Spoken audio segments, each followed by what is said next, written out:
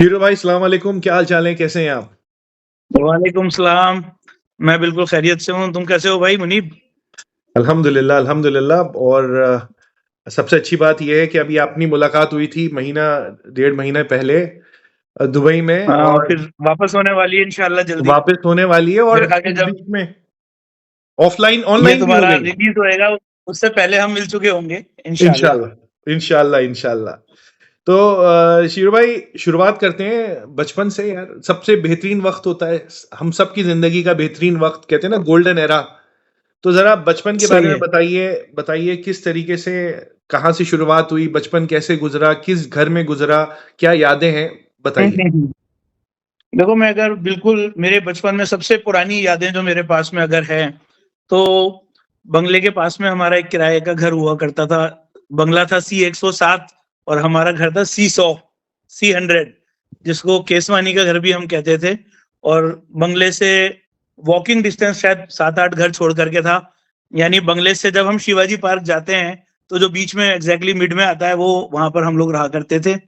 और मैंने कहा ना जैसे मैं बहुत पुरानी याद करूँ तो मेरे को सबसे पुरानी यादें वहाँ की आती हैं। उस घर में हम लोग रहे थे 84 तक 1984 तक। तो यानी मैं कहीं 7-8 साल का रहा होऊँगा बट मुझे उस घर की बहुत सारी यादें हैं। क्योंकि वहाँ से जो मेमोरीज़ हैं उसमें बहुत सारी उस घर की हैं और बहुत सारी बंगले की हैं। क्योंकि इतना नज़दीक था कि पता ही नहीं चलता था कभी इधर आ गए, कभी उधर आ गए। सारा दिन हमारा इधर-उधर रहा करता था। तो वहाँ पे जब था बहुत पुरानी याद में आता है कि फरजाना बाजी बंगले से उधर आ जाया करती थी। फिरोज़ बाजी वहाँ पर आ जाया करती थी। भाभू की बच्चियाँ क्योंकि सब पास में था और मम्मा सबसे अफेक्शनेट रहती हैं, तो जी, बहुत लोग वहाँ पे बंगले वाले जो थे वो आते-जाते रहा करते थे और हम तो सारे टाइम ही बंगले पे रहा करते थे। जी। इसमें तुम्हारी भी बचपन में याद है तुम क्योंकि हमारे बचपन में तुम भी हमारे साथ में खेले-कूदे हो, फराह थी, भाभू की बच्चियाँ, अर्शी बाजी अपने मामू जान जी के बच्चे, तो ये सारी बंगले की बहुत सारी यादें हैं। इनफैक्ट इतनी है कि अगर मैं जब भी अपने बचपन को याद करता हूँ, तो कहीं न कहीं बंगला जो है वो नज़रों में आता ही आता है बचपन की यादों के अंदर। और मैंने बेशक। तो पार्टिकुलरली हम सारे बहन-भाइयों में अगर मैं कहूँ तो शायद मैंने सबसे ज़्यादा वक़्त बंगले पे गुज़ारा है क्योंकि मैं जैसे सबको पता है तुम्हें पता है कि मैं अम्मा का लाडला था। अम्मा के बेशक। 3-4 लाडलों की लिस्ट में एक मैं भी था। तो मैं ज़्यादातर वक़्त अम्मा के साथ में ही रहता था। और इस वजह से मैं जैसे कोई सैटरडे संडे हुआ, तो मैं अम्मा के पास आ गया। कोई छुट्टी हुई तो मैं अम्मा के पास आ गया। स्कूल से आया मैं अम्मा के पास आ गया। तो इसलिए बंगले की तो बहुत खूबसूरत यादें हैं।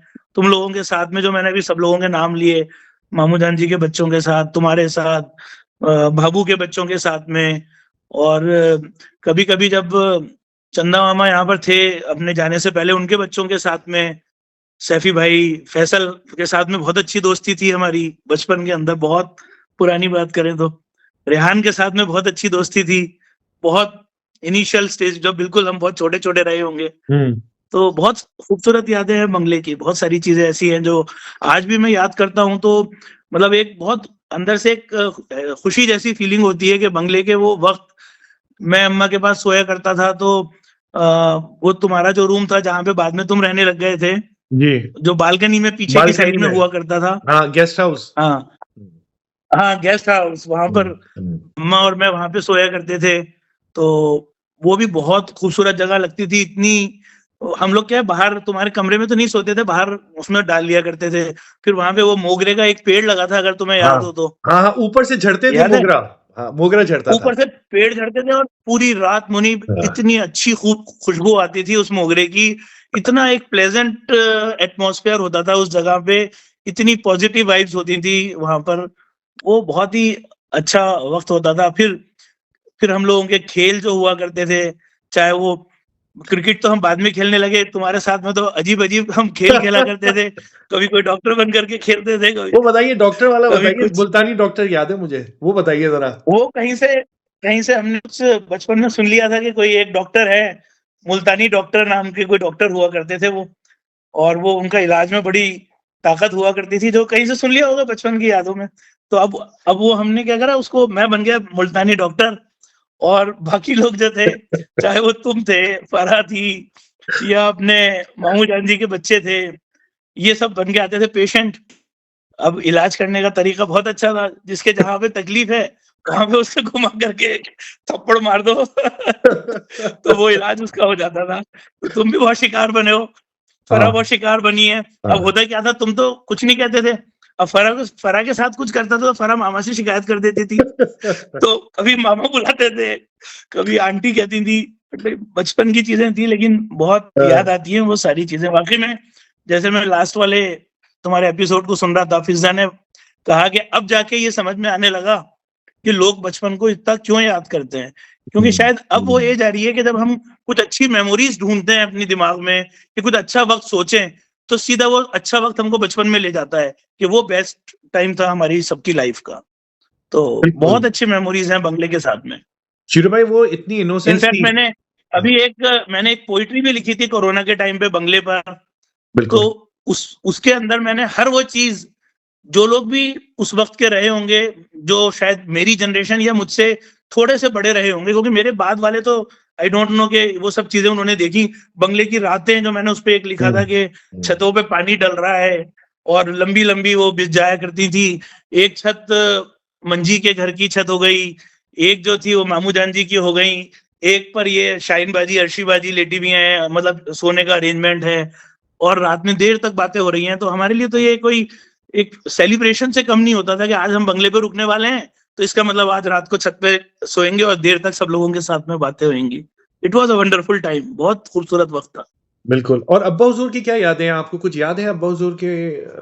है आपको हाँ, कोई अब्बा हजूर, मेमोरी? देखो मैंने अब्बा हजूर जो थे वो शायद 83 में चले गए थे। तो 83 में मैं वही 7-8 साल का था, लेकिन कुछ एक यादें मुझे अब्बा हजूर की बहुत अच्छी हैं। एक तो अब्बा हजूर ने जब गुलफिशा बनवाया था, ये गुलफिशा का कंस्ट्रक्शन होता था उस टाइम पर, तो हम इधर वाले घर में रहते थे, जो मैं तुम्हें बता रहा हूँ ना, C100, ये जो केसवानी वाला घर था। जी। तो मम्मा जो हैं वो अब्बा हुजूर को रोज खाने के बाद में एक लस्सी का गिलास भेजा करती थी। तो मैं उसको लेकर के वहां से और वहां तक जाया करता था। मैं कई बार मैमूना से कहता हूँ कि हम आकिब बड़ा हो गया माशाल्लाह, हम थोड़ी सी दूर भेजने में डरते हैं। जी। अब तुम सोचो, कहाँ तो वो C100 घर था और कहाँ गुलफिशा था। बिल्कुल। राउंड द वे पूरा बंगले से होते हुए, वो शांति का वो था जो प्रेस का, हाँ, प्रेस फिर वाली। वो सेंट्रल एकेडमी स्कूल, फिर फिर राइट वो जगह लेफ्ट जहाँ लो। तुम्हारी शादी हुई थी वो, हम्म। फिर वहां से आगे dairy, and then all the way मैं अकेला जाया करता था अब्बा हुजूर को। आई वॉज जस्ट शायद 7 साल का रहूंगा मैं उस वक्त में। तो वो याद है एक अब्बा हुजूर की। एक मुझे अब्बा हुजूर का ये याद है कि हम छोटे छोटे थे, अब्बा हुजूर जो है वो छत पे जो मंजी का और अफजाल भाई का और चंदा मामा का कमरा है, उसके बाहर एक छत है, छत थी। तो वहां बैठा करके और कुछ वो काम दिया करते थे, कुछ ईंटों को कूटने का। आई डोंट नो वो क्यों कुटवाते होंगे उनको, एक भारी पत्थर देके कि इसका चूरा बनाओ। तो वो हम वहां बैठ करके बनाते थे, और उसके बाद में जब हम उनका काम करते थे, तो जब हम नीचे आते थे, उनकी जो टेबल थी हाँ। जहाँ पे वो खाना भी खाते थे, बैठते भी थे, उसमें उन्होंने एक एक ऐसा उन्होंने आला बना रखा था जहाँ पे बहुत सारे गिफ्ट रखे होते थे अच्छा। छोटे छोटे बच्चों को देने के लिए।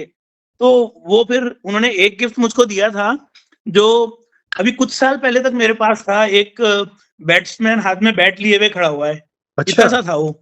अच्छा। हाँ, तो वो ये चीजें मुझे बहुत अच्छे से अब्बा हुजूर की याद है। और इनफैक्ट मुझे अब्बा हुजूर का इंतकाल होना याद है, क्योंकि मैं एग्जैक्टली उसी जगह पे मौजूद था, और मैं एक एक चीज वहां पे साइड में खड़े होकर के मैं देख रहा था। जैसे वो परेशान हो रहे थे, वो यूं हो रहे थे, आगे पीछे उठ रहे थे, बैठ रहे थे। फिर उन्होंने पानी मांगा तो मम्मा भाग करके पानी लेकर के आई। वो नहीं होता, बचपन की कोई चीज एकदम दिमाग में एकदम छप जाती है। बिल्कुल वो जो उनका एक एक मंजर याद है कि वो ड्राइंग रूम में कैसे थे। और पापा की फिर गोद सब में थे? लोग, पापा आ गए थे तब तक पापा ने उनको हाँ पकड़ लिया हाँ था? हाँ हाँ हाँ हाँ, मामा भी थे। तत्ती मानी उनके पैरों को ऐसे कर करके बैठ गई थी, मम्मा इधर उधर भाग रही थी, शायद गुड़िया बाजी पानी लेकर के आई थी। ये मुझे सारी चीजें याद है, वो पूरा मंजर मेरे दिमाग में है उनके इंतकाल का। अच्छा, अल्लाह मग़फ़िरत करे भाई। अच्छा, फिर बताइए। आमीन आमीन आमीन। उस घर के बाद आप फिर मुझे याद है उस आपके घर के जवाहर बाद नगर में का फिर, घर। हाँ, वो बताइए उसके बाद। हाँ हाँ हाँ, उस घर के बाद में मुनीब फिर हमने, वो तो किराए का घर था, तो डैडी ने बहुत स्ट्रगल करा, एफर्ट्स करा, और माशाल्लाह फिर उस वक्त में अपना घर, खुद का घर लेना बहुत बड़ी बात थी, और वो भी जवाहर नगर की कॉलोनी में। तो हाउस नंबर 747 जो सबको याद होगा, 747, बिल्कुल याद है। वो हम वहां पे शिफ्ट हो गए 747 में। और बहुत उस घर की भी बहुत अच्छी यादें हैं।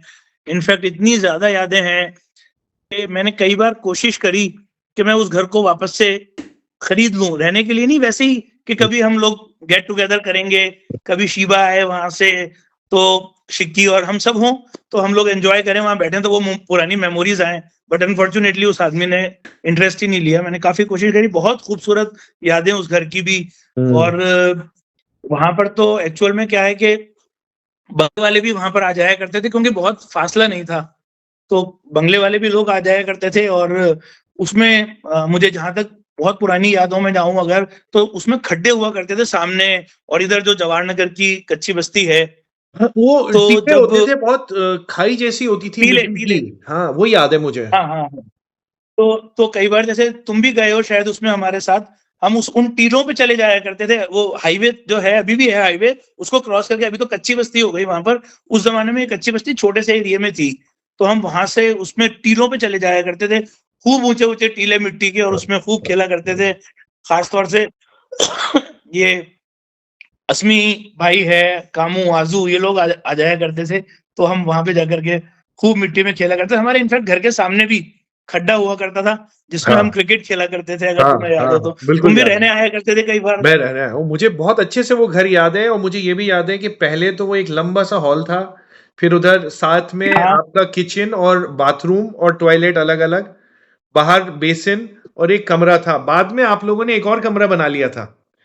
बहुत बाद बहुत में, बाद में बनाया था बहुत वो, बाद में बनाया तकरीबन था वो आपने। 96 के आसपास में बनाया था हमने। हाँ, बट 84 से लेकर के और 96 तक हम वही 2 कमरों में ही थे। 2 कमरों में। और अच्छा था उस वक्त, किसी को ये नहीं होता था जैसे आजकल बच्चों को होता है कि साहब हमारा कोई रूम हो ना, ना, ना। और ये हो। हम उस जमाने में जो था वो सब उसमें काम चलाते थे, बिल्कुल। उसी में रह के हमने स्टडी करा। शिवा ने जो अपनी पढ़ाई करी वो वहां बैठ करके, एक कॉर्नर था वहां पर, वो बैठ करके अपने पूरी एफर्ट्स लगाती थी कि उन 2 कमरों में वो मैनेज कर सके अपनी पढ़ाई को। हम तो फिर भी छोटी क्लास में थे, उसकी बड़ी क्लास हुआ करती थी उस जमाने में। जब तक हम थोड़ी बड़ी क्लास में आए थे, तब वो कमरा बन गया था एक और। तो हाँ, बट वी वर हैप्पी, कभी हमने ये शिकायत ही नहीं करी, ना कभी दिमाग में बात आई कि घर छोटा है, ये है वो है। भाई गेस्ट बिल्कुल। भी आ रहे हैं, मोस्ट वेलकम। वहीं शिवा की पढ़ाई चल रही है, हमारी पढ़ाई चल रही है, तो हम सबने उसमें से करके निकला, माशाल्लाह। और अल्हम्दुलिल्लाह सबने बहुत अच्छा मुकाम हासिल करा बिल्कुल, वहां से बिल्कुल। निकल के। मेरी तो खुद की पर्सनली बहुत मेमोरीज़ है। मैं 2 दफ़ा आके आपके यहाँ रहा हूँ, जब हम सऊदी अरब में थे। एक तो मैं बहुत छोटा था, 7-8 साल का, हाँ हाँ वो हाँ, भी दो उसी घर दो बार आए हो, में। बिल्कुल मुझे दोनों बार याद है और तुम्हारा। एक दफ़ा मैं थोड़ा बड़ा होके आया था 96 के शुरुआत में, तो भी मैं हाँ वहाँ हाँ आया हाँ था। हाँ तो बहुत हाँ हाँ सारी हाँ हाँ हाँ। मेमोरीज़ हैं, बिल्कुल। अब आप मुझे ये बताइए, उस घर की बात थी होती है तो मुझे फूफा की शक्ल आ जाती है मेरे ज़हन में। तो फूफा के बारे में शीरू भाई आप बताइए। अच्छा, उससे पहले ना मैं देखो एक दफ़ा डैडी इसको के लिए तो, हाँ मैं हाँ, आप सॉरी, मैं आपको इंटरप्ट कर रहा हूँ। इससे पहले मैं इसको स्टॉप करके दोबारा स्टार्ट करता हूँ, ताकि आप फिर आराम से बात ठीक है करें। ठीक है, 1 मिनट रुक करो जाइए, मैं करो इसको करो। रिकॉर्डिंग को स्टॉप बताइए ओके। ज़रा, फूफा के बारे में बताइए शीरू भाई। हाँ मुनीब, देखो डैडी के बारे में तो मैं क्या बताऊं, सब लोग हम जानते हैं डैडी को। जो भी लोग ये सुन रहे होंगे, कभी ना कभी कहीं ना कहीं वो डैडी से वाकिफ हैं। और उनकी अगर मैं खूबियां गिनाने पर आऊं तो मतलब बस मैं बता नहीं सकता। मैंने इतनी खूबियों वाला आदमी और इतना मल्टी टैलेंटेड आदमी, मैंने खूब कोशिश करी, लेकिन मुझे मेरी लाइफ में वो ऐसे इतने सारे टैलेंट का आदमी, एक आदमी के अंदर इतना टैलेंट मुझे वाकई में आज तक नहीं नजर आया। अब मैं तुम्हें, जो जिन लोगों को नहीं पता है उनको मैं एक बहुत ब्रीफली बताऊं डैडी के टैलेंट के बारे में। ये तो हमें मालूम है कि डैडी हाफिज कुरान हुआ करते थे। और हाफिज कुरान ऐसे नहीं मुनीब के जैसे बस पढ़ लिया, उन्होंने सालों तक तरावी पढ़ाई है। उनके पीछे आलिम और हाफिज खड़े हुआ करते थे, और जेर जबर का उनकी गलती नहीं होती थी। तो माशाल्लाह। पहली चीज हाफिज कुरान, देन मैकेनिकल इंजीनियर, बिल्कुल। और वो भी कोई हल्की फुल्की यूनिवर्सिटी से नहीं, अलीगढ़ मुस्लिम एएमयू यूनिवर्सिटी से। से, जी, जी। है ना। और यूनिवर्सिटी के अंदर भी सीनियर प्रोक्टोरियल मॉनिटर हुआ करते थे वो, कई सालों तक तो वो मॉनिटर रहे वहां पर। उनको खुद को गार्ड मिला हुआ था, उनको उनका घर मिला हुआ था, पढ़ाई में अव्वल हुआ करते थे। और मुनीब स्पोर्ट्स में तो उनका जवाब नहीं था। शायद 2 स्पोर्ट्स में उन्होंने स्टेट को रिप्रेजेंट करा था, एक कबड्डी और एक शायद वॉलीबॉल। इन अच्छा। 2 गेम्स में तो उन्होंने स्टेट को रिप्रेजेंट करा था, उन्होंने मुझे सर्टिफिकेट दिखाया है। तो माशाल्लाह। आप देखो, स्पोर्ट्स में चैंपियन, पढ़ाई में अव्वल, मैकेनिकल इंजीनियर, देन हाफिज कुरान, एक साथ में। और उनके शौक देखो तुम, मामा मुन्ना मामा ज्यादा जानते हैं, डैडी को बॉडी बिल्डिंग का शौक हुआ करता था। मुझे तो उनकी मालूम है। बॉडी आज भी मेरे पास, हाँ, तुम्हें मालूम है ना, आज भी मेरे पास उनके ऐसे फोटो हैं कि मैंने इतने सालों कोशिश करी कि मेरी ऐसी बॉडी जाए, आज तक मेरी वैसे उनकी जैसी बॉडी नहीं बनी। मतलब पैशनेट पर्सन थे वो, जो चीज को सोच लेते थे ना, इतने पैशनेट थे वो उस चीज को लेकर के, और इसीलिए आज इतने कामयाब थे अल्हम्दुलिल्लाह। हर फील्ड के अंदर, कोई किसी बेशक। फील्ड में कामयाब होता है, कोई किसी फील्ड में, लेकिन हमारे डैडी अल्हम्दुलिल्लाह हर फील्ड के अंदर दुनिया में भी कामयाब थे, और दीन में तो हाफिज कुरान थे, और हर हिसाब से बहुत नमाजी आदमी। आज हमारे अंदर जब मैं देखता हूँ, बहुत सारी मुनीब ऐसी क्वालिटीज हैं जो डैडी से, मैं अगर मेरी पर्टिकुलर बात करूं तो वो चीजें मैंने उनसे सीखी हैं। चाहे वो ईमानदारी हो, ऑनेस्टी, मुनीब इतने ऑनेस्ट के बस, मतलब मैंने इतना, गलती से भी कोई चीज फैक्ट्री की आ जाती थी ना, तो वो कहते थे कि नहीं, ये तो वापस जाएगी। गलती से भी कोई चीज आ रही है, ये तो किसी चीज है, नहीं नहीं नहीं, कतई नहीं, ये तो वापस जाएगी। तो इतनी ऑनेस्टी, टाइम की पंक्चुअलिटी मुनीब, अपने, आज मैंने उनको इतने सालों में जॉब करते हुए देखा, लेकिन उनको 8:30 से लेट होते हुए मैंने कभी नहीं देखा। ऑफिस पहुंचने का टाइम, घर से निकलने का टाइम उनका होता था 8:10। मैंने कभी 8:15 पे तो, आज वो इतने सीनियर पोजीशन पे थे कि अगर वो लेट भी जाए तो कोई उनके साथ ज्यादा बात नहीं करेगा। लेकिन जिसको बोलते हैं ना डिसिप्लिन होना लाइफ के अंदर, he was a discipline person. अगर उनको 8:10 पे निकलना है तो वो 8:10 पे निकलते ही निकलते थे। देन अपने पेरेंट्स के लिए जो उनका प्यार था, है ना, जो भी वो कर सकते थे, हालांकि फासले थे, कहीं वो रामपुर में रहती थी उनकी वालदा और वालिद, और वो जयपुर में थे, उसके साथ में भी जो अफेक्शन या जो वो अपनी जिम्मेदारी निभा सकते थे, उसमें उन्होंने 100% जिम्मेदारी निभाई। और मुनीब, कई चीजें ऐसी हैं जो वो अपने, इतना तो मैंने किसी को नहीं देखा जो अपने बॉस के रिगार्ड्स करने वाली बात है। मुनीब, यू वोंट बिलीव, जब उनका, शायद जिस दिन वो उनका इंतकाल हुआ है, उससे सिर्फ 2 दिन पहले, या शायद सिर्फ एक ही दिन रहा होगा, मम्मा को ज्यादा बेहतर मालूम है ये बात। तो हम वहां बैठे हुए थे, वो लेटे हुए थे, हम उनके पास में सब बैठे हुए थे, और बाई चांस उनके सेठ जी बोलते थे, उनके जो बॉस थे उनको, सेठ जयपुरिया, तो सेठ जी का फोन आ गया। तो मुनीब, उस आदमी की हिलने की हिम्मत नहीं थी, लेकिन यू विल वंडर, वो खड़े है फोन पे बात करने के लिए। हमने कहा डैडी क्या बात हो गई, आप बात कर लीजिए। नहीं नहीं, सेठ जी का फोन आया, मैं लेटे लेटे बात नहीं कर सकता। और उन्होंने खड़े होकर के उनका, कौन देता है इतना रिगार्ड आज के टाइम में अपने बॉस को। तो इतनी सारी क्वालिटीज उनके अंदर थी कि मैं वापस वही कहूंगा कि मैंने इतनी सारी क्वालिटीज का आदमी तो मेरी लाइफ में कभी नहीं देखा। मैं आपको एक और बात याद दिला दूं, मैं समझता हूँ आपको अपने लिसनर्स को, अपने बहन भाइयों को ये बतानी चाहिए कि उनकी विल पावर इतनी स्ट्रांग थी कि जब उनका शायद राइट हैंड से, वो राइट हैंड से लिखते थे, तो वो बात बताइए जब उन्होंने राइटिंग चेंज की, वो बताइए। देखो, ये भी एक बहुत बड़ा, मतलब कोई आदमी इतना आसान नहीं हो सकता है किसी के लिए कि अगर आपका राइट हैंड चलना बंद हो गया तो आप क्या करोगे, आप गिव अप कर दोगे कि यार अल्लाह की मर्जी है, बंद हो गया तो क्या कर सकते हैं। उन्होंने अपना लेफ्ट हैंड डेवलप कर लिया, और इतनी अच्छी हैंड राइटिंग उस लेफ्ट हैंड से उन्होंने करी। उसका जो मेजर रीजन था, जब उनका राइट हैंड ने काम करना, जो भी उनके साथ में प्रॉब्लम रही होगी बॉडी में, जब राइट हैंड ने काम करना बंद करा तो उन्होंने प्रैक्टिस करना स्टार्ट करा। मैंने कहा ना, पैशनेट, कोई भी चीज को लेके जो उनका पैशन होता था ना, वो रिजल्ट दे दिया करता था जो उनको चाहिए। तो उन्होंने लेफ्ट हैंड को स्टार्ट करा लिखना, इतना अच्छा लिखने लगे। कुछ वक्त लगा उनको उस चीज के अंदर, लेकिन बाद में तुम, कोई देख करके नहीं कह सकता था कि ये जो लिखावट है ये किसी ऐसे आदमी की है जिसका राइट हैंड बंद हो गया हो और लेफ्ट हैंड उसने करा हो। और बिल्कुल सही बात। इतनी सफाई से राइटिंग। और हाँ, मैं एक बात बताना तो भूल गया, आखिरी के दिनों में मुनीब इतनी अच्छी शायरी लिखा करते थे, इतनी अच्छी लिखा करते थे। शिक्की अच्छा। के पास कलेक्शन है उनके पूरा लिखे हुए का, हाथ का, कभी तुम देखना, शिक्की से लेना। हाँ इतना बिल्कुल। खूबसूरत उसके अंदर राइटिंग है, मतलब राइटिंग नहीं, जो उन्होंने शायरियां लिखी हैं वाह। इतनी खूबसूरत हैं कि इट सीम्स लाइक कि कोई प्रोफेशनल ने लिखी है। और एक किस्सा वो सुनाया करते थे मुनीब, जब वो कॉलेज में थे ना एएमयू में, तो उनके क्लासमेट जावेद अख्तर साहब थे। अच्छा। ये सेम क्लास में हुआ करते थे। अभी मैंने अच्छा। जावेद अख्तर से बात भी की। अभी एक दिन मैंने जज साहब को फोन किया, डैडी के फोटो भेजे, तो वो तो उसको फोटो देख के पहचान गए। बोले तो अच्छा। सरदार भाई हैं। मैंने कहा हाँ। हाँ, ये हमारे वालिद थे, इनका इंतकाल हो गया। बोले अच्छा, कब चलेगा ये? फिर मैंने बताया उनको, तो उन्होंने पूरा याद कर लिया। बोले तो इनका तो हमारे साथ बहुत अच्छा उठना बैठना था सरदार अच्छा। भाई का, आप उनके लड़के हो। फिर उसके बाद जावेद साहब ने मुझे एक बार फोन भी किया। हाँ, अच्छा। जावेद अख्तर साहब ने। जी जी हाँ, जी जी। एक बार डैडी बताते हैं कि एक कोई कंपटीशन चला, प्ले लिखना था, प्ले। हम्म। तो एक प्ले तो लिखा जावेद अख्तर ने, और दसियों लोगों ने लिखा, और एक प्ले लिखा डैडी ने। तो मुनीब यू विल वंडर के डैडी का फर्स्ट आया था और जावेद अख्तर का सेकंड आया था। माशाल्लाह, बताओ वो आप। यही कहते थे कि देखो मेरा कोई बैकिंग नहीं था, वरना हाँ आज जो जावेद अख्तर लिखता है मैं इससे हाँ बेटर लिखता था किसी हाँ जमाने के अंदर। हाँ। नहीं वो। बट उनका उनका बैकग्राउंड था फिल्मी, उनके हाँ, फादर थे जानी सार अख्तर जान साहब। निसार अख्तर, तो बिल्कुल बिल्कुल। हाँ, तो उनका और भी कई तरह से वो जुड़े हुए थे। तो वो कहते थे डैडी कि अगर मैं आज मेरा कोई बैकग्राउंड होता, तो जो मैं लिखा करता था, वो कई बार ऐसा चीज हुई कि मेरी राइटिंग, मतलब जो मैंने लिखा, वो जावेद साहब से बेटर हुई।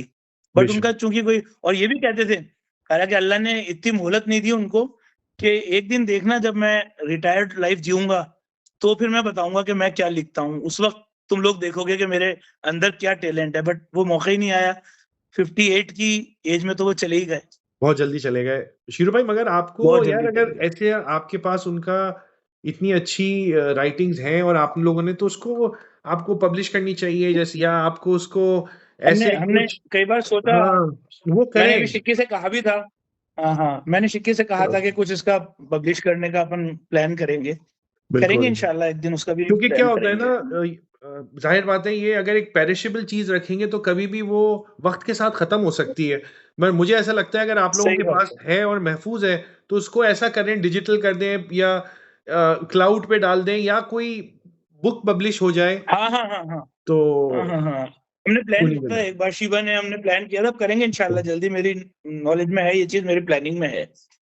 अच्छा, शीरू भाई, अब आप बताइए, आपने ज़िक्र तो किया आप हमारी अम्मा के बारे में, तो थोड़ा-सा अम्मा के बारे में और बताएँ, और कुछ अम्मा की कोई याद अम्मा हो, मज़ेदार याद हो, तो वो बताइए अम्मा के बारे में थोड़ा-सा। अम्मा की तो मजेदार, अम्मा की कुछ चीजें बताऊंगा, तुम्हें याद आ जाएगी।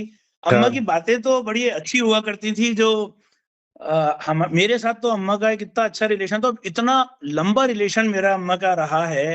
क्यों रहा है? क्योंकि जैसे मैंने बताया, वो क्या करती थी, किसी को अपना फेवरेट बना लेती थी, और हाँ। कोई वो उनको डिसलाइक का बंदा होता था।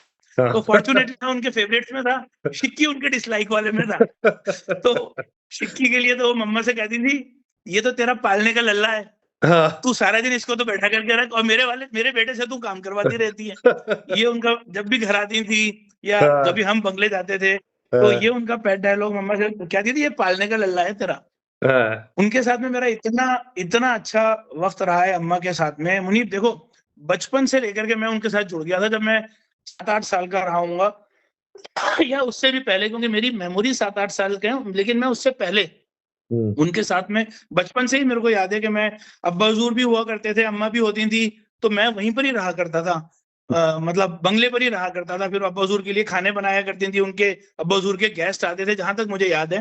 फिर उसके बाद में मैं अम्मा के साथ में मेरा कंटिन्यू रहा, क्योंकि जब भी छुट्टी हुई मैं अम्मा के पास चला गया, और ये रहा मुनीब जब तक मैं कॉलेज में आ गया था। हुँ, मतलब अम्मा गई हैं 94 में, मार्च 94 में गई हैं अम्मा। अच्छा, मुझे डेट भी याद है, क्योंकि बहुत बहुत मैं हमसे क्लोज था, बहुत ज्यादा। और मैं हुँ, मतलब बता नहीं सकता कि अम्मा के जाने पर मैं किस कदर रोया था।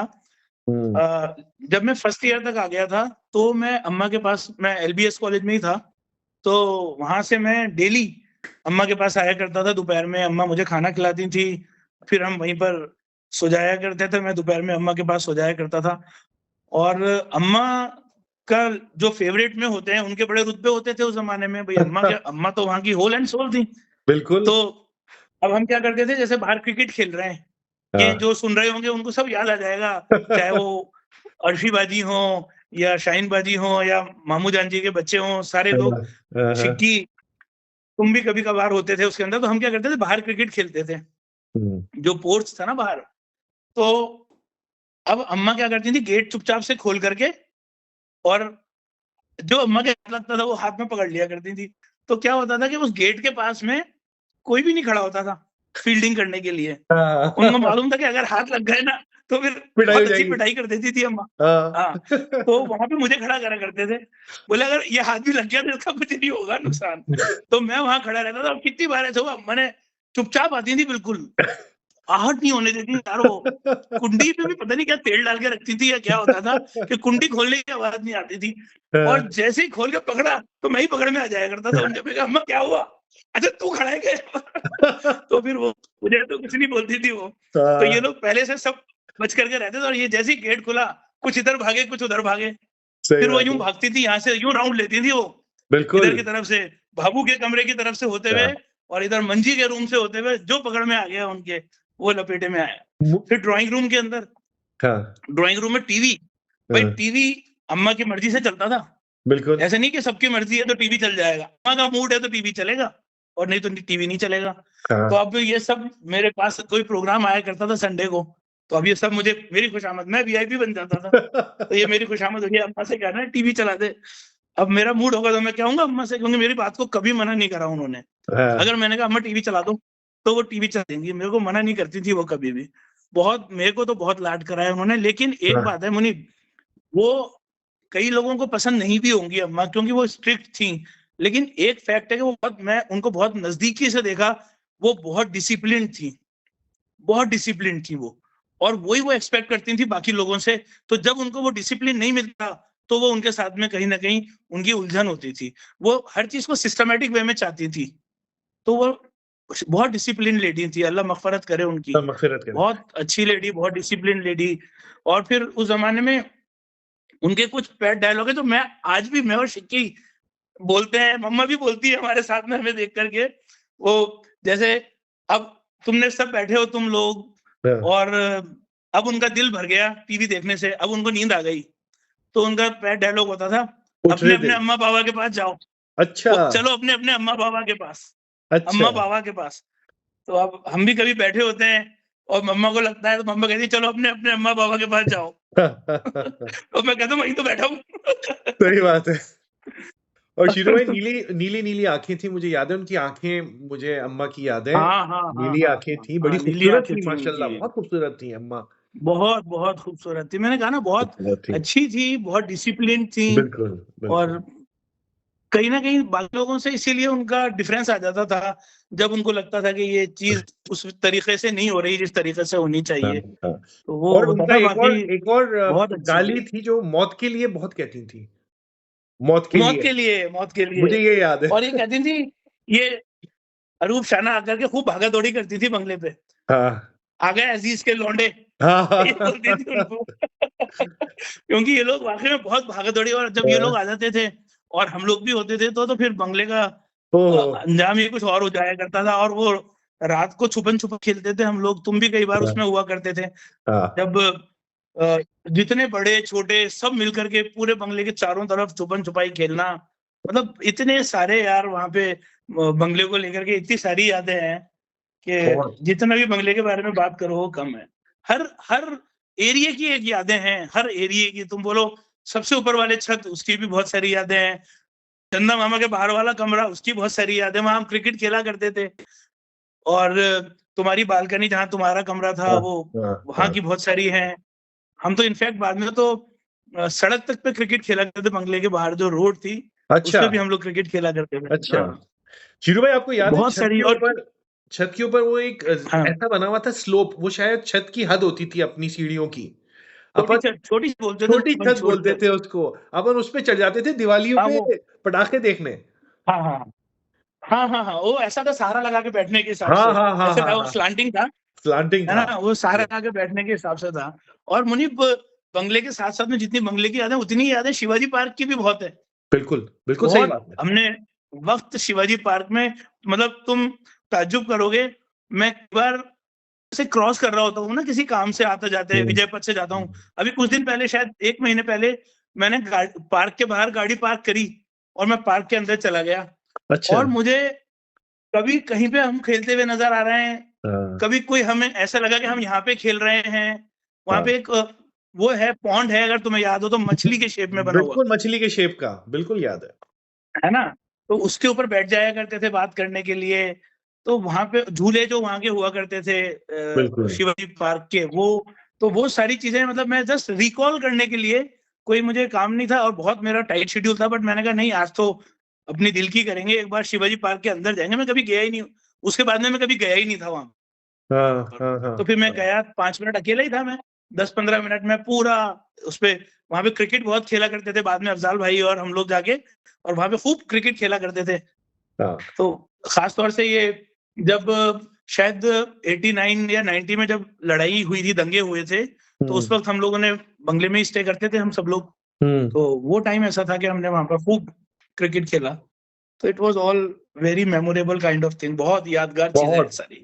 मजा आ गया शिरू भाई, ऐसा लगा कि मैं टेलीपोर्ट होके उसी वक्त में चला गया। आप समझा रहे थे तो मैं विजुअलाइज कर मैं रहा कह रहा हूँ था, ना, विजुअलाइज कर रहा था मैं। हम और जो लोग होंगे ना हमारे साथ के, खास तौर से जैसे ये निशाद बाजी हैं, शहाना या हाँ अर्शी बाजी हैं, या मामू जान जी के बच्चे हैं, बिल्कुल बिल्कुल बहुत सारे ऐसे लोग जो हमारे अफजाल भाई हैं, ये सब लोग बिल्कुल जब सुनेंगे, दे ऑल विल रिकॉल के यार हाँ ये ऐसा होता था, ये ऐसा होता बिल्कुल। था। उनके सामने वो जो तुम कह रहे हो विजुअलाइज होएगा ना, सबको वो चीज होएगा अपने। सही बात है, सही बात है। शीरू भाई मैं इसको बंद करके दोबारा अपनी रिकॉर्डिंग स्टार्ट करता हूँ, है ना? हाँ हाँ शीरू भाई, तो अब हाँ आप थोड़ा-सा जो है और बताएँ कि अब आपने अपने बचपन के बारे में बात करी, अब आप अपनी जर्नी के बारे में हम्म। बताइए शीरू भाई। आपकी खुद की as a person, as a professional क्या जर्नी रही? क्या आपके माइलस्टोन्स थे वो कवर करिए।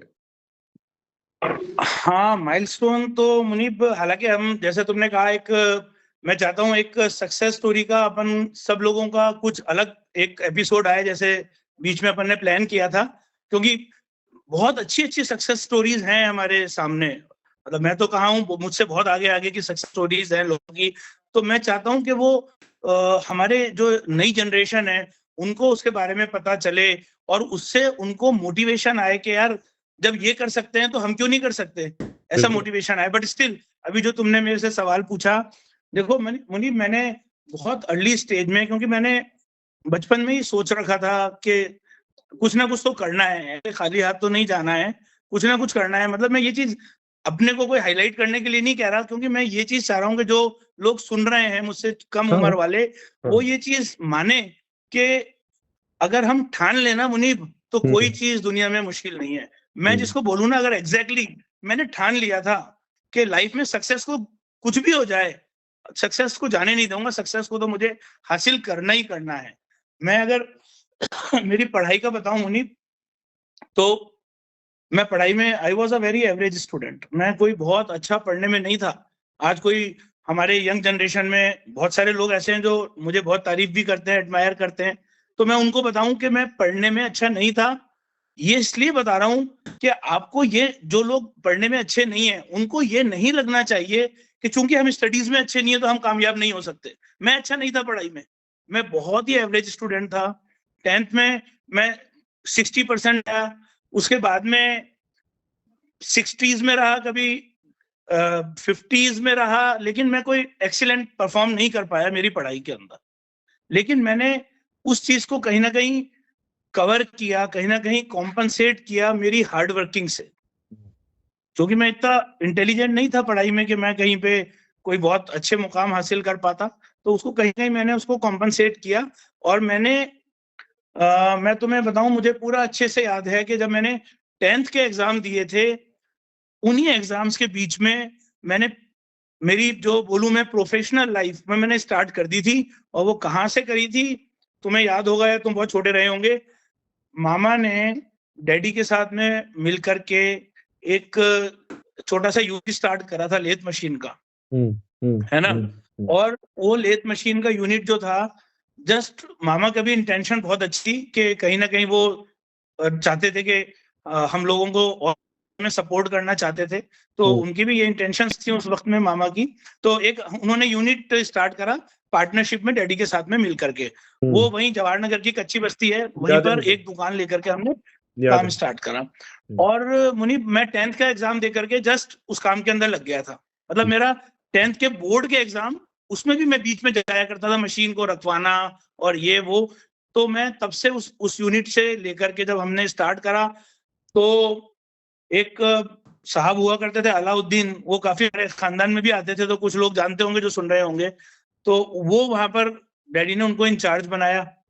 तो अब वो ऐसे इंचार्ज बने कि उनको ये डर लगने लगा कि कहीं मैं सीख लूंगा तो मैं उनका पत्ता कट कर दूंगा, तो मुझे सिखाते नहीं थे वो छुपाते थे चीजों को, लेकिन मैं उनको देखते देखते देखते देखते मैंने इतना कर लिया। अच्छा, डैडी काम क्या लाते थे, कैपेसिटर में कोई एक एक वो बनता था नट, उसको बोलते थे यूनियन नट।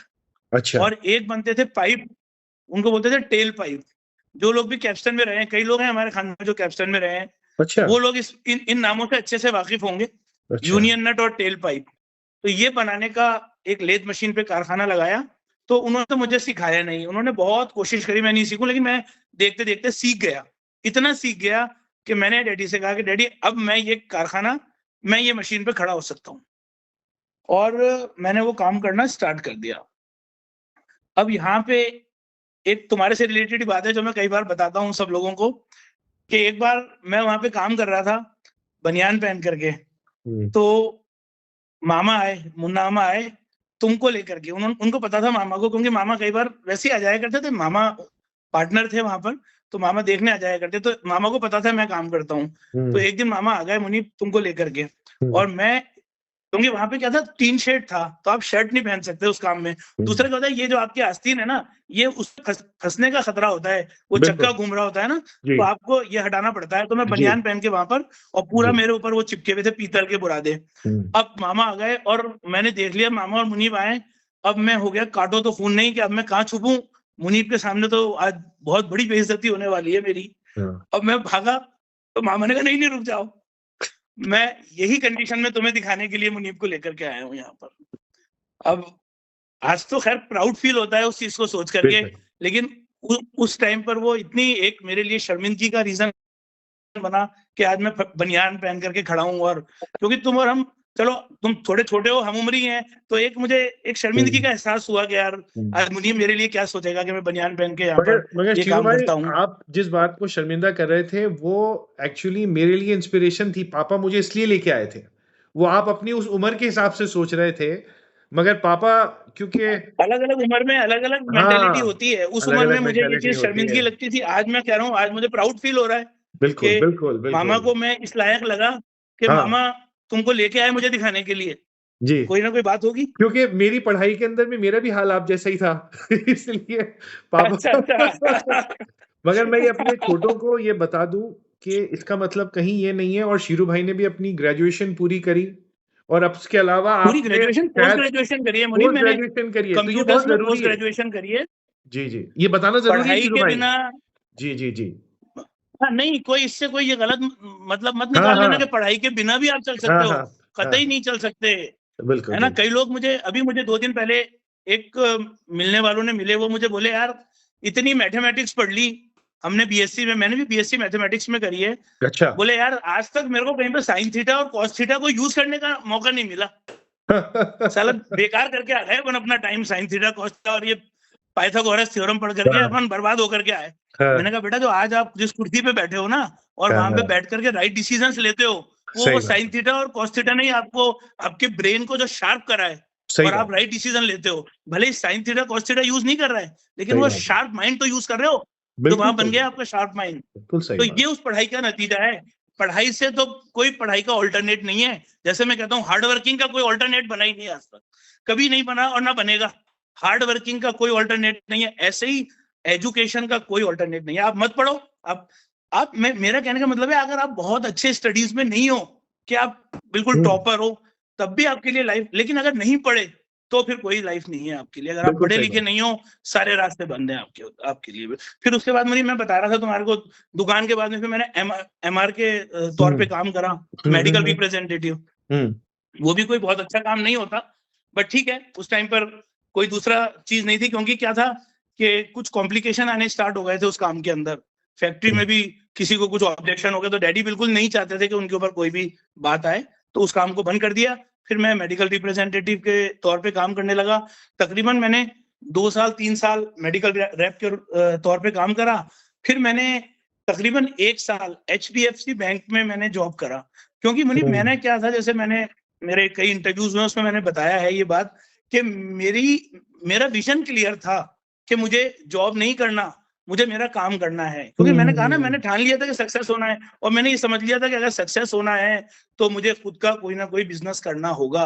अब उस बिजनेस के लिए पैसे तो इतने मैं घर वालों से एक्सपेक्ट ही नहीं करता था। तो मैंने फिर जो है HDFC बैंक में 1 साल जॉब करा, और फिर मैंने MR से जो पैसे बचाए, ये करके मैंने एक अच्छा खासा अमाउंट इकट्ठा करा। तकरीबन मैंने 1.5-2 लाख रुपए इकट्ठे करे कि मैं अब कुछ अपना बिजनेस स्टार्ट करूंगा। फिर वो 1.5-2 लाख से जब मैं स्टार्ट करने लगा, तो कहीं ना कहीं मुझे लगा कि ये तो कम फंड है, इससे तो नहीं हो पाएगा। तो फिर मुझे 2 पार्टनर्स और इन्वॉल्व करने पड़े उस जमाने में। आज तो माशाल्लाह ये पूरा बिजनेस मेरा है, कोई मेरा इसमें पार्टनर नहीं है, कुछ नहीं है। I am the whole and sole managing director हूँ। हालांकि बड़ी कंपनी है, बोर्ड ऑफ डायरेक्टर्स हैं, बट कोई भी वैसा पार्टनर का तौर पर कोई भी नहीं है इस कंपनी के अंदर। लेकिन उस वक्त मुझे, because I was having 2 lakh rupees only, और वो सफिशिएंट नहीं था कोई बिजनेस को स्टार्ट करने के लिए। तो फिर उन लोगों को मैंने जोड़ा, जो जिनमें से एक को तो हम ज्यादातर लोग जानते हैं, जो भी ये देख रहे होंगे, विनोद है, जो मेरा दोस्त भी है, मेरा याद है पार्टनर मुझे, भी रहा याद हुआ है। है। हाँ, आज भी मेरे साथ वो ऐसे ही है, हम कॉलेज के दोस्त हुआ करते थे। तो अच्छा। कॉलेज से फिर जब जैसे निकले तो फिर हम लोगों ने ये काम स्टार्ट कर दिया था।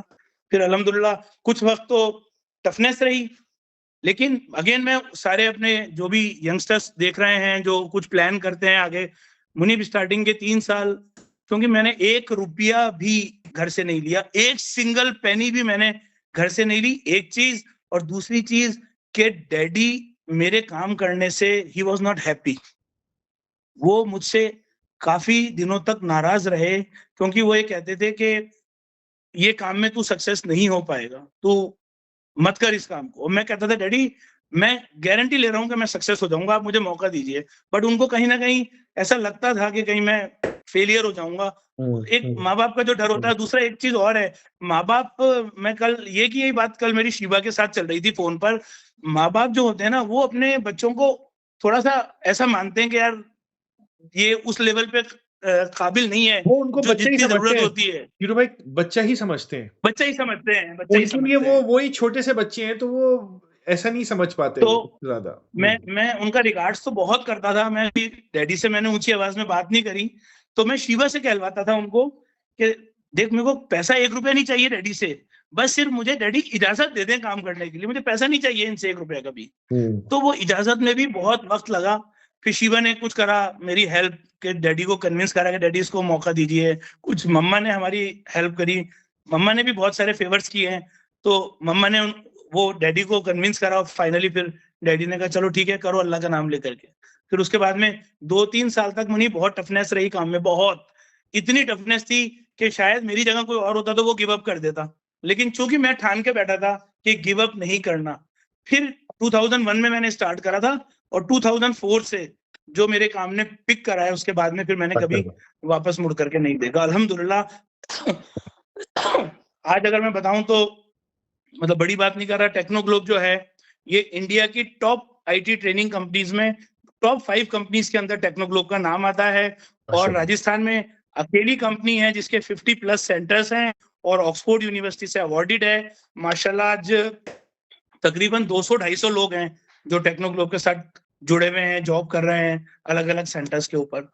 तो ये सब दुआओं का नतीजा है, जो मेरे माँ बाप की दुआएं हैं, मेरे अपनों की दुआएं हैं, उन सब चीजों का नतीजा है।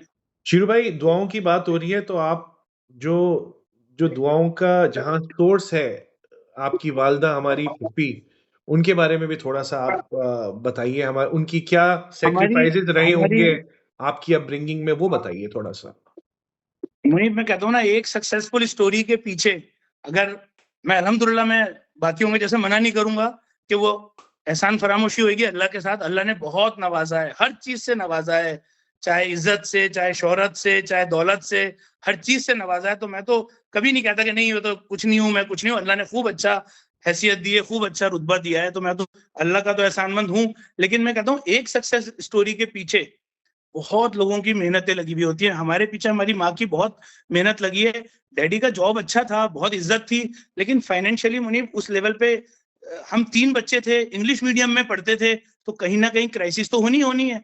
और वो भी महेश्वरी पब्लिक स्कूल, जो कि तुम्हें भी पता होगा उस हाँ वक्त हाँ का सबसे महंगा हाँ स्कूल हाँ या तो सेंट बिल्कुल जेवियर होता था या महेश्वरी हाँ पब्लिक स्कूल होता था। हाँ तो हाँ एमपीएस में मैं और शिक्की पढ़ते थे, शिवा भी एक से बढ़कर एक बड़े स्कूल में, चाहे वो चिल्ड्रंस एकेडमी है, ब्राइटलैंड स्कूल है, तो बहुत डैडी के ऊपर इसका लोड पड़ता था। तो कहीं ना कहीं वो फाइनेंशियल क्राइसिस आ जाती थी घर में। तो मम्मा ने बहुत सारी मतलब कटौतियां करी अपने ऊपर, बहुत सारे मम्मा ने रास्ते निकाले, है ना। तो तब जाकर के आज हम किसी मुकाम के ऊपर सारे बहन भाई गए हैं। बहुत बड़ा रोल है मम्मा का हम सबकी कामयाबी के अंदर। जितना डैडी का है, मैं मम्मा के लिए कम नहीं बोलूंगा कि मम्मा का कहीं भी कम है। मम्मा का उतना ही रोल है। हर तरह से मम्मा ने उस माहौल के अंदर एडजस्ट करा, हमें उस क्राइसिस से निकालती रही और आज एक अच्छे मुकाम तक जहाँ पे हम पहुंचे हैं। बहुत बड़ा रोल है मम्मा का हम सबकी कामयाबी के अंदर। अल्लाह उन्हें लंबी उम्र दे।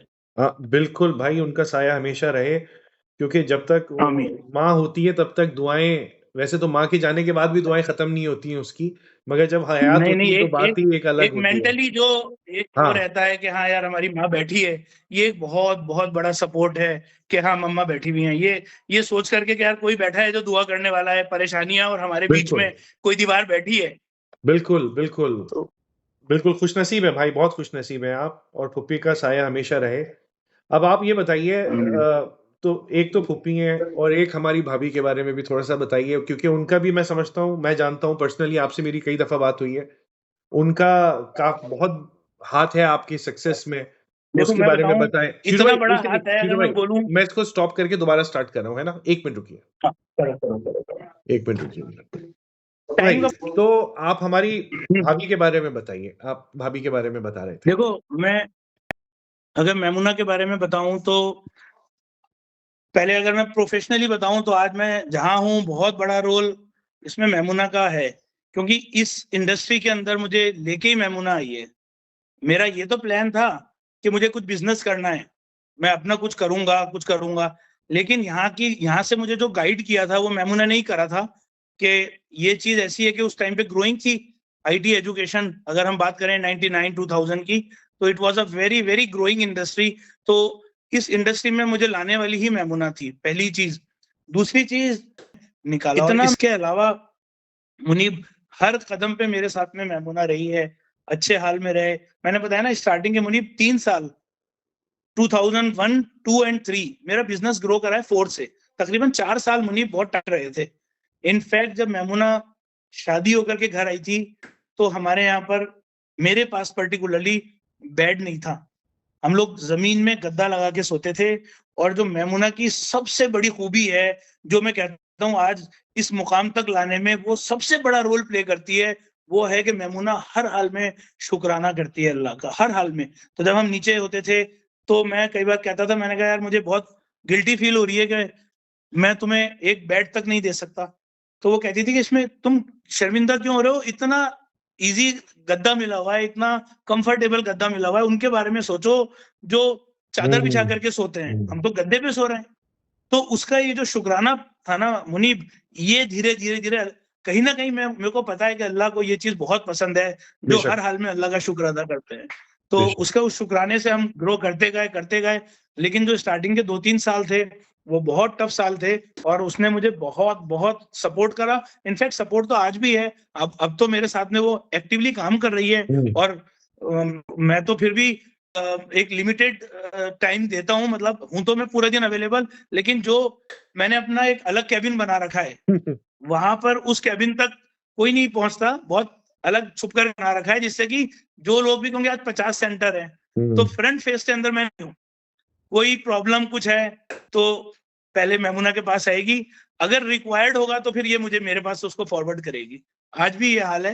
तो बहुत अच्छा मेरे साथ में मैमुना ने हर हिसाब से, वो भी चाहे बच्चों की, मतलब मैं आज भी मुनीब मैं खूब सोचता हूँ कि बच्चों को मैं नमाज का याद दिलाऊंगा, खूब सोचता हूँ, लेकिन फिर मैं भूल जाता हूँ। खुद तो पढ़ लूंगा लेकिन मैं बच्चों को नमाज का याद दिलाना भूल जाऊंगा। लेकिन साहब मजा लेके मैमुना भूल जाए। नमाज पढ़ ली तीनों ने, तुमने नहीं पढ़ी, अभी की नमाज पढ़ो, खाना तब दूंगी जब नमाज पढ़ोगे। आज भी ये हाल है, और मैं सोचता हूँ, मैं शर्मिंदा हो जाता हूँ यार, मैं भूल जाता हूँ बार बार, हर बार ये याद दिला रही होती है। सही कई बात चीजें है। ऐसी हैं।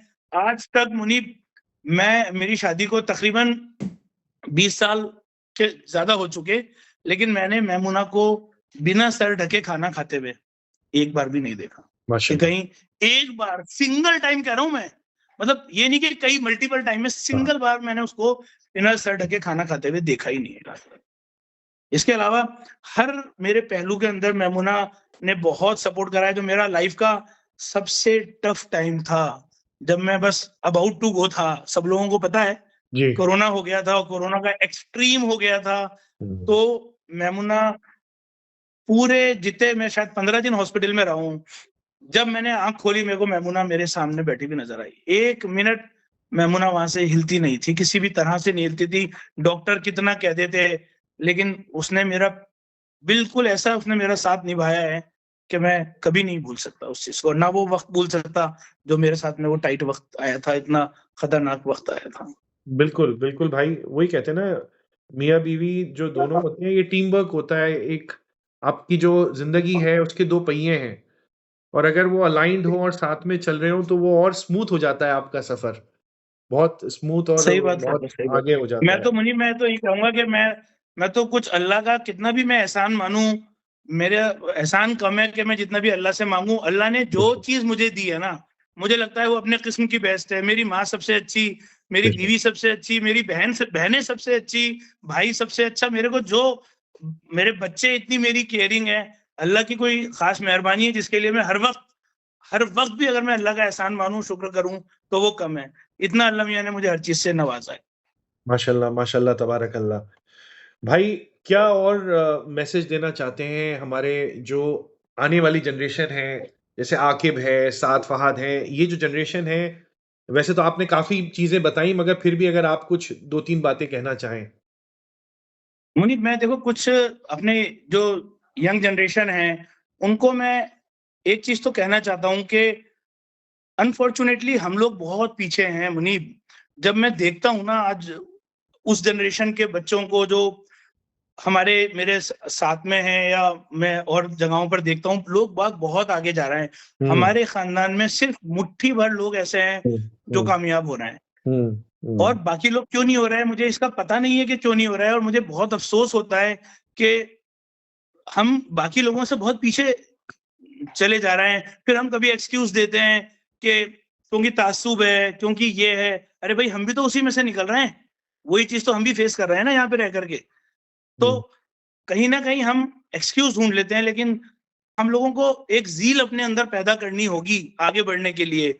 और तुम्हारा हमारा काम होगा कि हम इन लोगों को मोटिवेट करते रहें वक्त वक्त से। बिल्कुल, बिल्कुल। जब मैं बता रहा हूँ कि मैं कुछ भी नहीं हूँ, मेरे पास कोई एक्स्ट्रा ऑर्डिनरी स्किल्स नहीं है, सिर्फ मैंने मेरी हार्ड वर्किंग से, मेरा मेरी जो ज़ील थी, मेरा जो जज्बा था आगे बढ़ने से, मैं अपनी सारी कमियों को कवर कर करके मैं आज इस मुकाम तक आ गया। तो वो लोग क्यों नहीं आ सकते? जबकि मैं देखता हूँ स्टडीज में भी अच्छे हैं, पढ़ने में इंटेलिजेंट हैं, लेकिन फिर भी कहीं आगे जाके कोई दूसरी लाइन चूज कर ली, कहीं कोई और चला गया। अपना एक विजन क्लियर रखो और उस विजन के साथ में आगे बढ़ते रहो। मैंने मैंने एक यंग जनरेशन के लिए एक मैंने शेर लिखा था मेरी किताब में, जो मैं तुम्हारे साथ शेयर, मेरी बुक भी है, जी। तुम्हें मैंने बताया था शायद। जी, जी, दिखाइए। ये एक मेरी किताब है जो हाँ, हाँ। पब्लिश भी हुई भी जी, है ना? जी। और ये अमेज़न और फ्लिपकार्ट के ऊपर अवेलेबल है अगर कोई लेना चाहे। अच्छा। इसमें मैंने कुछ एक बहुत मोटिवेशनल शायरियाँ लिखी हैं, जो कई चीज़ तो मैं यंग जनरेशन के लिए लिखी है। एक मेरा इसका एक मेरी पोएट्री का नाम है ज़िंदगी की जंग। इसमें मैंने लिखा है कि ज़िंदगी की जंग में तब तक नहीं है हार, जब तक कि तुम गिरकर बार-बार खुद ही ना कर दो फिर उठने से इनकार। वाह! आप ही हारे जब वाह! आपने उठने सही से बात, मना करा, वरना सही गिरने बात में तो है। हार नहीं है मुनीब। नहीं, नहीं, नहीं, कुछ मैं नहीं है। बताऊं मेरे ऊपर, मैं दसियों बार गिरा हूं, इतनी बेशक, बुरी तरह गिरा हूं कि लगता था कि बेशक, अब नहीं उठूंगा, लेकिन फिर बेशक। उठ के खड़ा हुआ, जोर लगाया, खूब जी। कोशिश करी और फिर उठ के खड़ा हुआ। तो ये मैं जिसको कहें कि life is like a boxing game. Hmm, boxing के गेम में क्या होता है? घूसा खा के गिर के नहीं हारे। हुँ। कब हारे? जब उसने गिनती गिनी रेफरी ने और आप नहीं उठ पाए। बिल्कुल सही बात है। गिरने से कोई नहीं हारा आज तक बॉक्सिंग के अंदर। सही तो बात है। ऐसे ही गिव अप मत करो। जो कर रहे हो, अगर कंपटीशन की तैयारी कर रहे हो, लगे रहो जब तक कि नहीं कामयाब हो जाओ। कोई स्टार्टअप कर रहे हो, लगे रहो, टफनेस आएगी। बिना टफनेस के तो दुनिया है ही नहीं। उन टफनेस को पार करते करते चले जाओ, एक दिन तुम देखोगे सारे रास्ते खुले हुए दिख जाएंगे तुम्हारे को दूर तक। बिल्कुल, बिल्कुल। कोशिश करते रहो। शीरू भाई इसमें ये एक और मैं चीज़ यंग एक और जनरेशन को बोलना चाहूंगा। जी, इसमें आप ही की मैं पुरानी जो भी आपने बातें बताई उनमें से एक और 2-3 बातें मैं ऐड कर दूँ कि एक तो बताओ ना। हार्ड वर्क, एक ईमानदारी, ऑनेस्टी जो आप बता रहे थे ऑनेस्टी। तो ये हार्ड वर्क के साथ ऑनेस्टी और जो सही एक आप अपना विज़न रखेंगे तो अल्लाह अल्लाह भी साथ देता है। एग्जैक्टली बिल्कुल, बिल्कुल। और मुझे मैं एक चीज़ मेरे रेफरेंस में तुम्हें और बताना चाहूँगा। मैंने जब से तुम्हें बात बताई, मैंने 10th क्लास से वो काम करना स्टार्ट करा था। एक चीज़ मुनीब लाइफ में चाहे खुशी रही, गम रहा, पैसा रहा, नहीं रहा, एक चीज़ ज़रूर रही कि नमाज़ें ज़रूर रही मुनीब मेरे। नमाज़ कभी मिस नहीं हुई, है माशाल्लाह। ना? मुझे आज भी याद है जब वहाँ पे कच्ची बस्ती में काम करता था तो पीछे मस्जिद थी, मस्जिद वहाँ थी। भाग-भाग के नमाज़ें पढ़ने जाता था।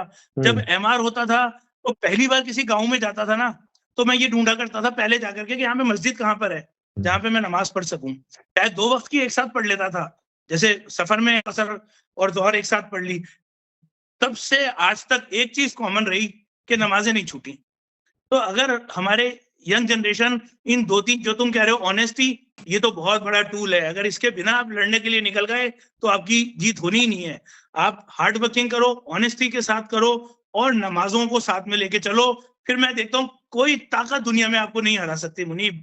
दिस बेशक, इज़ लॉ ऑफ नेचर। अगर आप हार्ड वर्किंग, ऑनेस्टी और अल्लाह का नाम साथ लेके चल रहे हो, आपको बिल कामयाबी नहीं मिले, मैं ऐसा नहीं मान सकता कि कभी नहीं मिलेगा। बेशक, बेशक शीरू भाई जज़ाकल्लाह आप बहुत दिल से आपने हमसे बात करी। जाते-जाते आप अच्छा मुझे मुनीब, थोड़ा-सा एक जो हाँ, तुमने हाँ। बात कही एक मैसेज के लिए, जी, वो जी, चीज़ मैं बोलिए। ज़रूर और बोलूँगा। मैंने जी। यंगस्टर्स के लिए एक मैसेज दिया और जो बड़े लोग हैं, हमारी उम्र के, हमसे भी सीनियर लोग हैं, जी। मैं किसी को कोई सीख नहीं दे रहा। मैं हाँ, खाली 2 शेर बताता हूँ जो मैं हर प्लेटफ़ॉर्म पे पढ़ता हूँ और वो लोग मुझे देख कर के कहते हैं अब ये बोलने वाला है। लेकिन वो मुझे इतने अच्छे लगते हैं कि मैं बोल ही देता हूँ उनको हर बार। बताइए। तो ये 2 शेर नहीं है मुनीब। अगर इन 2 चीज़ों को, इन 2 शायरियों को हम अपनी ज़िंदगी में ले आए ना, तो लाइफ़ बहुत आसान हो सकती है हमारी, बहुत आसान। इरशाद, एक शेर, इरशाद, पहला वाला। इरशाद शीरू भाई, इरशाद। पहला शेर है कि तमाम उम्र गालिब यही भूल करता रहा, तमाम उम्र गालिब यही भूल करता रहा, धूल थी चेहरे पे और आईना साफ करता रहा। सुभान अल्लाह। आपका चेहरे पे जो धूल है ना, वो आईने के साफ करने से नहीं हटेगी। हमें अपनी गलतियों को भी रियलाइज़ करना होगा। सही और बात। हम कोई फरिश्ते नहीं है कि हमसे गलतियाँ नहीं हो। बिल्कुल हम कोई होती हैं, फरिश्ते नहीं है, हम बिल्कुल इंसान होती हैं, हैं। हमसे गलतियाँ होंगी, पहले भी हुई, आज भी हुई और आगे भी होंगी। तो हमको रियलाइज़ करना है कि दूसरों को नहीं बदल सकते हर वक़्त।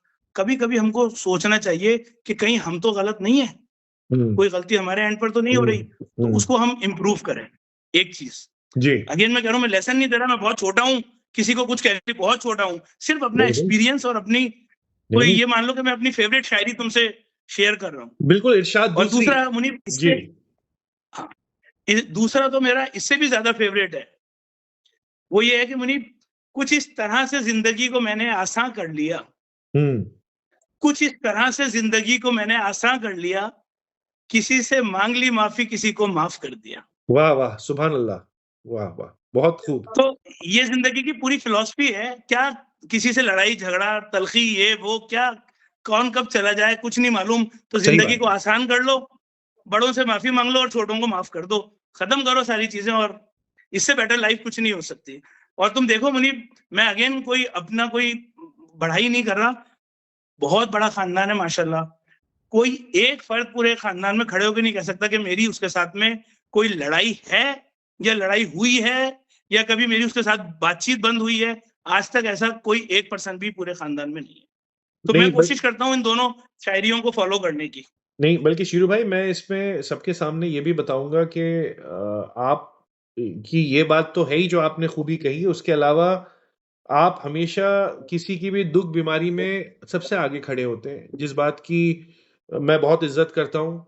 और मैंने खुद ने पर्सनली जब मम्मा को ब्रेन ट्यूमर डायग्नोस हुआ और मैं बहुत अरसे के बाद जयपुर आया था, मुझे यहाँ के हाँ, रास्ते तो नहीं बहुत मालूम टाइम थे, तो मुझे उस टाइम आपका बहुत क्योंकि आप मेरे बड़े भाई हैं, आप यहीं रहते हैं, तो आपकी वजह से मुझे बड़ा हिम्मत थी, वो बड़ा भारी वक़्त था हमारे ऊपर और आपकी वजह से बड़ा सहारा रहा। तो ये भी एक आपकी खूबी है नहीं जो मुनीब, ये तो जिसकी मैं बहुत मैं इज़्ज़त मानता करता हूँ, ये हूँ, जो तो मैं आप बताना सबका चाहता फर्ज हूँ। होना चाहिए कि कोई अगर एक परेशानी में है तो दूसरे को उसके साथ खड़ा होना चाहिए।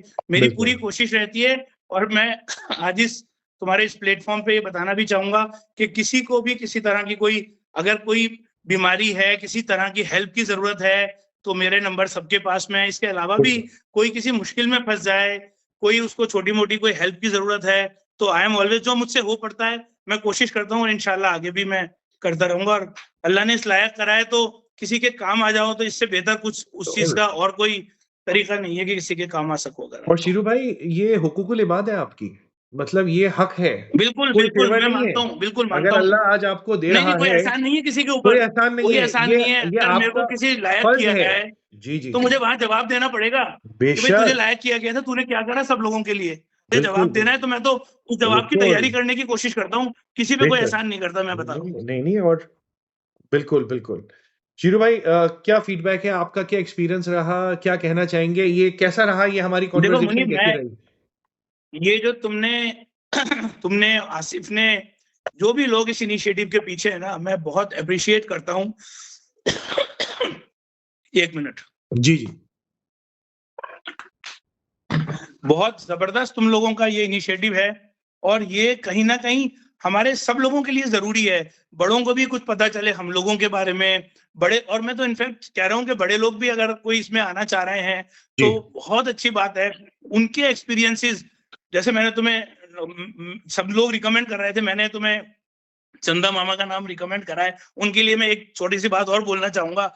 मैं अगर अपनी लाइफ में किसी को अपना आइडियल मानता हूँ तो वो चंदा मामा बेशक, हैं। बेशक। उनके अंदर जो खूबियां हैं, बाकी जी, सब लोग बहुत अच्छे हैं, सब जी, बहुत अच्छे हैं, सब जी, में खूबियां हैं, लेकिन मैं पर्सनली जो जी, मानता हूँ वो चंदा मामा को मानता हूँ। जी, उनमें इतनी सारी खूबियां हैं मुनीब, के अगेन बहुत कम लोगों में इतनी सारी खूबियां होती हैं, चाहे वो बिल्कुल। इन टर्म्स ऑफ जो तुम मेरे लिए कह रहे थे, वो भी सबकी हेल्प करने की कोशिश करते हैं। बेशक, उनकी चैरिटी किस लेवल पर होती है, बहुत माशाल्लाह। बड़े लेवल पे उनकी चैरिटी होती है।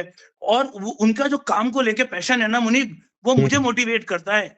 आज बेशक। भी वो अपने काम को लेकर पैशनेट होते हैं। जब वो मेरे पास, मेरे यहाँ रुकते हैं, जब भी वो आते हैं हुँ, ज्यादातर, तो मैं उनको रातों में उनके क्लाइंट से बात करते हुए, तो ये चीज जब मैं कई बार कहता हूँ ना मैमुना से बच्चों से कि यार अब तो बहुत कर लिया, अब दिल होता है कि रिटायरमेंट लेके गिव अप कर करके अब आराम करो घर पे। तो फिर मुझे मैमुना भी कहती है कई बार, मामा को देखो। और बच्चे भी कहते हैं कि पापा अभी कौन सी एज है आपकी, और मुझे खुद सेल्फ मोटिवेशन आता है उनकी बातें सुन करके। और एक मुनीब जो उनकी सबसे बड़ी खूबी है ना, जिसपे मैं उनकी इस खूबी पे फिदा हूँ, कि वो, आप कोई उनके पास मैटर लेकर के जाओ, वो ये नहीं देखेंगे कि उनका फैसला किसके फेवर में जा रहा है, जिसके फेवर में जा रहा है वो अपना है या पराया है। उनको जो ईमान की बात लगेगी ना, ये बहुत कम लोगों में क्वालिटी होती है जो चंदा मामा में है। ये बिल्कुल, वो सारी चीजें हैं जो, बिल्कुल। जिनकी वजह से मैं उनको अपना आइडियल मानता हूँ मामा को। अल्लाह उनको भाई लंबी उम्र अता फरमाए, सेहत आमीन, के साथ। आमीन। भाई हमारा इरादा एक्चुअली सबसे जो मेन हमारा टारगेट है वो हमारे से बड़ी जनरेशन है, जिसमें बेशक बहुत अच्छा है। अब भी हैं, पापा हैं, हमारी फूफियाँ हैं, हमारे मामू हैं, खाला हैं। मुन्ना मामा के पास इतने अच्छे जी, एक्सपीरियंसेस जी, हैं कि वो जी, डेफिनेटली हम सबको और हमारी यंगर जनरेशन को सबको बहुत फायदा जी, देंगे।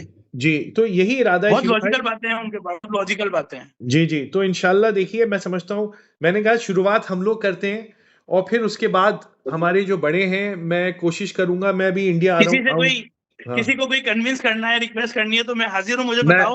मैं आपको जाकर मालूम है, पर्सनली उनसे रिक्वेस्ट कर सकता हूँ। बिल्कुल 2-3 हैं मेरे ज़हन में हमारे बड़े, जिसमें मैं आपकी हेल्प लूँगा, अगर तुम मुझे अकेले में इंशाअल्लाह। बताना इसके बाद में, हाँ, हाँ, तो अकेले मैं कन्विंस करूंगा उनको इस चीज के लिए। इंशाअल्लाह। और यही हमारा मकसद है कि हम जो एक तो हम सब अलग-अलग रहते हैं, तो हम इसको रिकॉर्ड करें और हम एक-दूसरे के बारे में जानें। कितनी नई चीज़ें मुझे पता चली आपके बारे में, और जितने मैं और आरिफ भाई से बात की, मैंने फ़िज़ा का सुना, आफ़ताब भाई से बात हुई, शाहना बाजी, निशात बाजी, तो ये क्या नई-नई चीज़ें हमें पता चल रही हैं एक-दूसरे के बारे में जो हम जानते ही नहीं थे। तो मैं कह रहा हूँ ना, जज़ाकल्लाह। सैल्यूट टू द पर्सन जिसका ये इनिशिएटिव है और जिसका ये आइडिया है। आई सैल्यूट टू दैट नहीं, पर्सन जो भी है इसके ये पीछे। टीम वर्क है। बहुत सोची और समझी चीज है, और बहुत अच्छा जी, जी। ख्याल है जिसका भी ये ख्याल जी, है। जी। नहीं, ये आसिफ़, मैं, आरिफ़ भाई, हम लोग मुलाकात की थी। फिर हम लोगों ने इस बारे में बात की। मम्मा के जाने के बाद मैंने बड़ा मिस किया ये जो वीडियोज़ वग़ैरह हैं। तो हम लोगों की बात हो रही थी, हम लोगों ने ये ज़हन में आया और हमने कहा मगर मैं इसमें आसिफ़ को ये इनिशिएटिव दूँगा कि मैंने तो उससे कह दिया था, उसके बाद उसने मुझे मैसेज किया कि क्यों नहीं आप ही आ जाओ, सबसे पहले शुरुआत करो। तो मैंने कहा चलो एटलीस्ट शुरुआत करते हैं, एटलीस्ट शुरू तो हो भाई जाए। जो पहले करता है वो बहुत बड़ी बात है, क्योंकि फर्स्ट जो कर रहा होता है, जैसे ओपनिंग बैट्समैन होता है ना, हाँ सबसे हाँ हाँ टफ काम उसका होता है। हाँ पहली हाँ बॉल झेलना सबसे मुश्किल होता है, बाद नहीं में तो नहीं बना लेते हैं रन। नहीं नहीं, मैंने कहा दिल से जो बात करेगा दिल से बात करेगा, और भाई जो दिल से बात, वो कहते हैं ना, दिल से निकली हुई असर रखती है, पर नहीं ताकत सही बात है, परवाज़ बिल्कुल मगर सही रखती बात है। तो ये वही बात है। है। और माशाल्लाह लोग जुड़ते जा रहे हैं, और इंशाल्लाह हम अपने हर घर के फर्द को कोशिश करेंगे, हर फैमिली से एटलीस्ट 1-1 2-2 लोगों को लें इसमें और ऐड करें।